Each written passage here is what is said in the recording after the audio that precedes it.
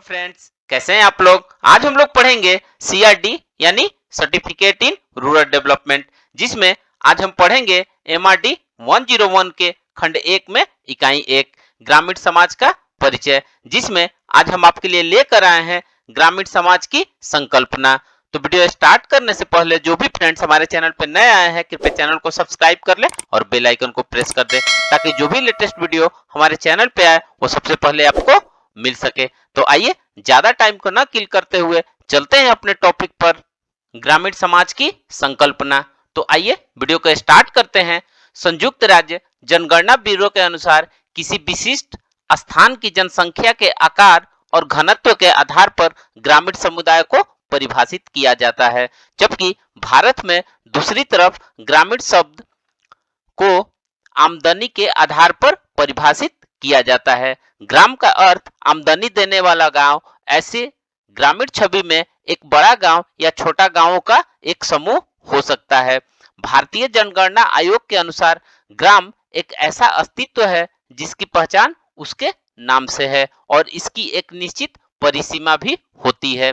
आपने ध्यान दिया होगा कि भारतीय ग्रामों में भारी विविधता पाई जाती है। भारत के विभिन्न राज्यों में बसे हुए ग्रामों की संख्या भी अलग अलग है। वर्ष 1991 के जनगणना के अनुसार ग्रामों की सर्वाधिक संख्या अविभाजित उत्तर प्रदेश में थी। इसके बाद अविभाजित मध्य प्रदेश में ग्रामों की संख्या थी। इसके बाद बिहार में, उड़ीसा में, महाराष्ट्र में ग्रामों की संख्या अधिक पाई गई। सर्वाधिक छोटी संख्या और छोटी आबादी के ग्रामों में सिक्किम और नागालैंड में है, जहां सिक्किम में इनकी संख्या 440 और नागालैंड में 1112 है। हम देखते हैं कि एक तरफ पंजाब में काफी समृद्ध गांव हैं, जहां बहुत से परिवारों को विदेशों में बसे उनके युवा सदस्य नियमित रूप से काफी धन भेजते हैं। कुछ लेखकों ने इन ग्रामों को वृद्ध ग्रामों का दर्जा दिया है, क्योंकि यहाँ की अधिकांश आबादी ऐसे वृद्ध लोगों की है जिनके बच्चे विदेश में बसे हैं। पहले किसी समय में ये वृद्ध भी बाहर दूसरे देशों में काम करते थे और काफी पैसा कमाने के बाद अपनी धरती, अपने देश वापिस आ गए। इनमें से कुछ अपना जीवन सेवानिवृत्त के रूप में व्यतीत कर रहे हैं और कुछ व्यवसायिक खेती में कार्यरत है, जबकि दूसरी तरफ बिहार, उड़ीसा, छत्तीसगढ़ में अत्यंत निर्धन ग्राम है, जहां एक समय का पेट भरने के लिए भी माता पिता को अपने बच्चों को शराब बेचने या साहूकारों के हाथे जबरदस्ती बेचना भी पड़ता है। राजस्थान के शुष्क भागों में ऐसे बहुत से गांव बसे थे जो अब प्रतिकूल पर्यावरण की वजह से विलुप्त हो रहे हैं। छोटे बड़े शहरों की बाहरी भागों में बसे ग्रामों को आमतौर पर सीमावर्ती ग्राम कहते हैं, जहां कुछ ऐसे बदलाव हो रहे हैं जिनकी वजह से धीरे धीरे उनकी मूल पहचान लुप्त हो रही है और जो अब शहरी दुनिया का भाग बन गए हैं। जैसे यदि हम नई दिल्ली का उदाहरण लें, वहां वजीरपुर, पड़पड़गंज, मोहम्मदपुर, चंद्रवाल जैसी रिहायशी कॉलोनियों ऐसे नामों से पुकारी जाती है जो पहले यहाँ बसे गांवों के नाम थे, लेकिन मौजूदा समय में ये विस्तृत शहरी जीवन का रूप धारण कर चुके हैं।